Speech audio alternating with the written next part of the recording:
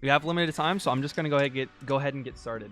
Double Bubble is really popular right now because it's really strong on a few maps, and those few maps that it's really strong on, what you will notice, really have like one lane of control that is predominant. So Double Bubble is really good on maps where you can just control one lane and you don't have to worry too much about outside flankers and stuff like that. That being said, let's go ahead and I'm going to go into each of the roles, and we'll talk about how we're going to be gaining control of that one lane and essentially trying to win the team fight. So first off with Monkey, Tech 2, you're going to be utilizing sort of 3 different dives with the Monkey today. The difference being is that the Zarya bubble you're going to have a Zarya bubble instead of like a Diva Matrix or something. First dive is just a regular dive, and the regular dive in this composition is a little bit different. So in a normal dive composition, the way a Monkey would normally do it is that he'll find a target and he'll say, all right, I'm going on the Ana, and then the flankers would be set up and they would jump and you try and kill them. With the Double Bubble composition, what you're focusing on doing, since you have a McCree instead of an additional flanker, is you're wanting to try and split somebody off from their team and basically like pincer them between you and your backline, which is be like your Kree and your Zarya. So you're gonna be looking for dives where you can jump in the middle, drop your bubble, cut off their healing from their backline, and then essentially push them either into you, the Monkey, or push them into your team, like the Kree and the Zarya, and then the Tracer will follow up. So that's gonna be like your key dive. In order to set up and get into the end position for that kind of dive, you're gonna be soft diving. So soft diving is where you're sort of just taking position from the enemy team, where you're not committing to try and get kills, but you're just trying to soften them up and back them up a bit to take position and set up your backline in order to get you in a position for your main dive. So a soft dive might look like is you're just jumping forward with a Zarya bubble, pushing them back, and then kind of backing up into a closed space close by that from the position you just took. And lastly is a counter dive. If we call it, say like we're just going to set up our support's a little aggressive and we're going to counter dive. Counter dive can be really useful as well, because what they're going to be trying to do is cut your front line off from healing, but you can do the same thing by counter diving and bubbling their Monkey who just dove in, right? So their Monkey can't get healing as well. So those are the sort of 3 dives that you're going to be using. Next, the Zarya, Edward. For Zarya here, bubble usage is key. Obviously, I mean, Zarya is just a character. Basically, her only abilities really are the bubbles. But you want to be really careful, because if you use your bubbles at a time that's non-optimal, it'll be a green light for the enemy team. Essentially, that means that they will be able to come onto you and probably win the fight because you guys don't have your bubbles. So you're going to be looking to use your bubbles really early in the fight if you're trying to get charge and not being in a position where they can jump onto you. So say like at the beginning of Nepal, like Sanctum, or walking out, we can use our bubbles quickly with the spam damage and try and get them to have them again when we're confronting like on the right side high ground.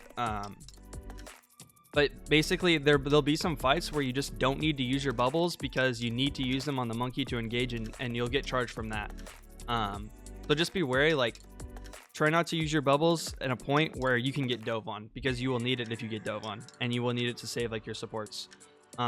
Also, it might seem the Monkey is going to be sort of his own unit, and then the Zarya is going to be, you're also a big babysitter for the backline. So when our backline's like rotating, you're going to want to be like helping to get the backline rotated to keep them in line of sight of your Monkey to heal them. Fizzy Kree, you and the Zarya are the sort of the main damage in this composition. What's going to happen, right, is the Monkey's going to try and jump in and split some people off, and then it's up to you and the Zarya to really be like confirming those kills. But overall, like your job is you're going to be breaking bubbles. You're going to be shooting every single thing that you can see. When something peaks, you're shooting it to provide pressure, and that will help. It might not seem a lot, you know, putting like 35 damage on like a support in the backline if they're really far away, if that's the only thing you can see, but that will make space for your Monkey to kind of get into position to look for those dives. Also, you're sort of a backline protector as well, because McCree has the flashbang and can protect against like a Tracer and stuff. I guess one tip for against the Tracer is just, unless you know 100% you've got a flashbang on him because he can't see you or something, just hold your flashbang. If you're holding your flashbang, he's not going to be able to commit to you. And if he does overcommit, you see use all his blinks, then you can finally throw your flashbang and kill him. but don't like rush the flashbang, especially if you're with your supports and you're getting healing, because that just will make sure he can't commit onto you. For the Tracer in this composition, it's really just following up on what the monkey splits off, because you're some really big burst damage. So what you're going to want to be doing is you want to be communicating, listening to your monkey. Tech 2, if I probably didn't say already, but it's really important that you communicate what you're kind of trying to do. If you're soft diving, say you're soft diving. If you're going in, if you're regular diving, you need to be like saying I'm regular diving, and that's when our Tracer needs to be set up and going in with him.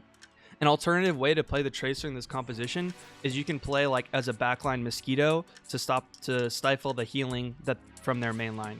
So if things are not working with the dives, an alternative way you can play is like set up, be poking at their supports, get their supports to look at you, and stop the healing from their front line. Especially that's really good when their front line is committed to like a dive, and then you stop the healing in the middle of it. There's not gonna be any sustain for the front line in that situation. Brig is, I said last week the Diva is sort of the Swiss Army knife in this composition. Brig, you are the Swiss Army knife in this composition now. Mainly because you can brawl, you can protect, and you can attack. What you're going to want to be playing is you're going to be playing with the Zarya and the Ana mostly, and the Kree is going to be with you as well. And so obviously Brig's job is to stop the dive, so that's going to be good. Your packs, once again, your packs are only going to be used mainly for like the Kree and the Ana and the Tracer. For the squishies, if you have to, you can throw them on like your Zarya to keep them alive. You can obviously throw them onto your tanks if you have to, but you want to reserve the main healing on the tanks for your Ana. Other than that, really look to when you guys get into a closed space, whether that's say like anywhere on Nepal where you guys are brawling, just get in there brawling, get your Inspire uptime, and you don't have to play in the backline protect. But when we're playing on maps where we're setting up long dives, for example, like Rialto first point, you're really gonna want to be babysitting the Ana and keeping her alive, as well as the Kree. Sticky Big Boy, hello, Ana player. Yes. Okay, cool. The biggest thing for Ana here is making sure you're communicating with our monkey and keeping you in sightline of the dives, because the reason this composition works so well is because the monkey's jumping in, he's getting the bubble for the initial sustain, and he's bubbling off people and cutting their healing, and then maintaining a sightline with his own Ana, and he's getting healed back up. This wouldn't work with like a Moira or something, because the monkey wouldn't be able to get healed.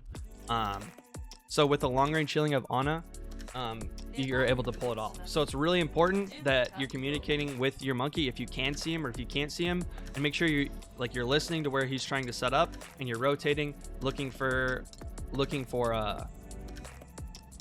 you're rotating so you can heal him.